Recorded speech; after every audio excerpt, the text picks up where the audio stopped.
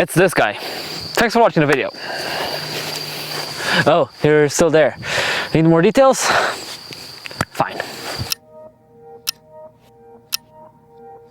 We need to build a time machine and head back about a decade ago, since that is the genesis point, where it all started. It's early 2013 and the European Parliament are voting on a new set of regulations. The votes come in and it's 643 votes in favor with 16 against and 18 abstentions. And the guy in the picture I showed earlier, he is Martin Schulz, the president of the European Parliament, the man who got to put the last signature on the new regulations.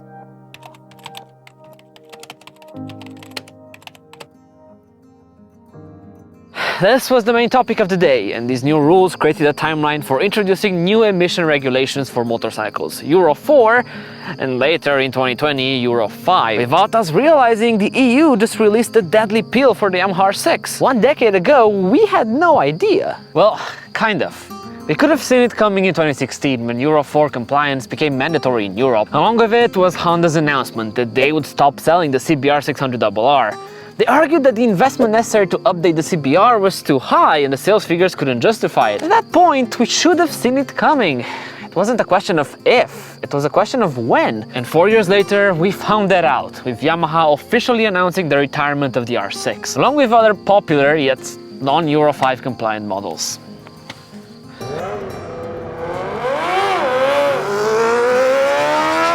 This sounds too easy. I mean, didn't they try to make it emission compliant? Why just give up? I want to find out, to justify a new R6. I want this all to have been a mistake, and I really want you to consider subscribing to the channel. Thanks.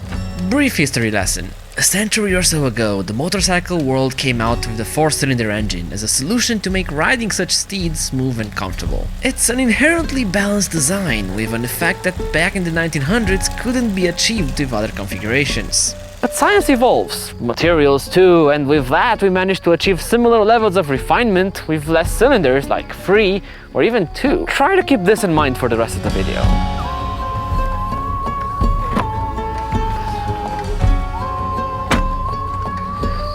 So, what could we do to make the R6 compliant? There's a few things that manufacturers can try. For example, variable valve timing. It's not a simple technology per se, but it can be efficient. We could also increase the engine displacement. Bigger engines produce similar power levels at lower RPM, so they emit less harmful gas. You could put an even heavier, more complicated exhaust on, one designed to burn all the nasty stuff. But let's be fair, I'm not better than the Japanese engineers. Displacement works, but up to when? Is an 800cc R6 still an R6? Not really.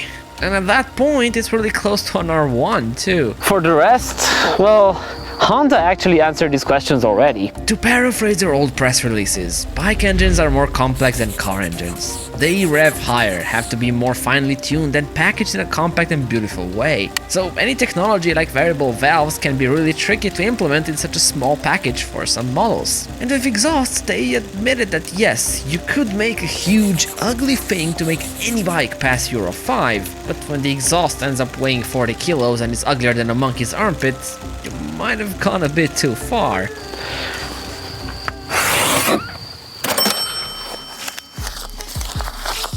And finally, also paraphrasing Honda, the costs of maintaining a model different between Europe and other places are just too high. And this actually takes us to the second major problem: money. Indeed, these Euro regulations only apply to bikes sold in Europe. But in order to profit from the economies of scale, bike manufacturers need to be able to create one model that will fit in all markets. Like it or not, whatever country brings the most stringent emission laws, that's what we have to play by. The reality is, inline 4 engines in general are pretty complex machines. Complex and expensive to produce. You have 4 cylinders. Even by doing napkin math, you realize that 4 cylinders need more stuff to be kept running, more parts. And the thing is, let's say that Yamaha did invest a ton of money into making the R6 emission legal, but then the problem is you end up with a really expensive bike that's not better in performance than the old one. Just look at Honda's own choked inline 4, the CB650R. With 50 more cc's and 25 years extra development know-how, they managed to squeeze a whopping 0 horsepower more than the 1998 Hornet 600. Would you buy a weaker bike with similar characteristics for more money? help me make it make sense. And to prove my point even further, we can take a glance over the fence in Kawasaki's yard. Their new 400cc inline 4, even in base trim, is way more expensive than their own Ninja 400. Yeah, it's Euro 5 compliant. But at what cost?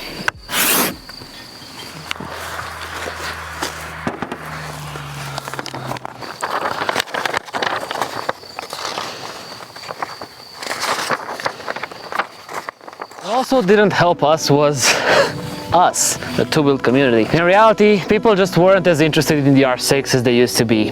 And not only with the R6, but in 600cc super sports in general. While not plummeting, the sales haven't been amazing either, and other engine configurations started to take its place. I'm not blaming you or myself. I mean, an inline 4 doesn't have as much low-down torque as a twin, it gets hotter, and sport bikes start to make less and less sense for the average Joe. And the 600cc engine really shined in this format. But the format itself is starting to fade away.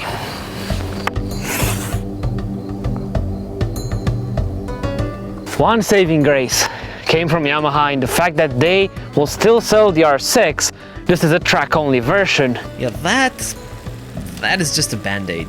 Because Dorna, the organizer of the FIM Supersport World Championship, said this: the production-derived intermediate class is long established, but as the motorcycle market evolves, it is clear that changes are required to allow more motorcycle models to become eligible. In translation, nobody is buying 600s any longer, so it's time to stop promoting them in racing. The R6 was the race king, but now it's a twin and triple affair.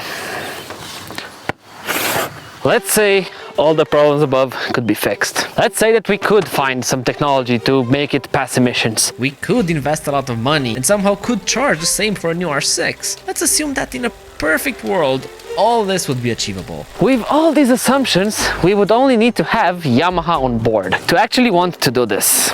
And that's a problem.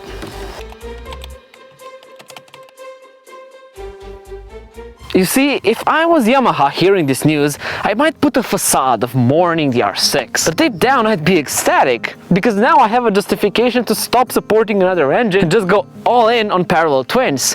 For me, the costs are down and I can play more with margins. For the manufacturer, in a sense, this was a blessing in disguise. Because the effort they spend on a 700cc parallel twin can be used in naked bikes, in sport bikes, adventure bikes. They can spend the time and effort on a more versatile platform, like their CP2 one, for example. And they can do that without having the public's backlash. I don't think I need to mention why an R6 powered adventure bike would be stupid, do I? Where do we draw the line? Do we do it at costs, technology, at the lack of racing support, the declining interest? At some point, Yamaha needed to stop. And this was the point in 2020, the point when we got to say goodbye to a legend. To the first 600cc bike to ever produce over 100 horsepower, one of history's biggest racing legends. It was nice while it lasted, but society needs to move on. Bye, little R6. You'll be missed. Thanks a lot for watching, subscribe if you enjoyed it, and make sure to check out our latest episode on the demise of Husaberg 2, a similarly, if not even more tragic story. Have a good one. Bye.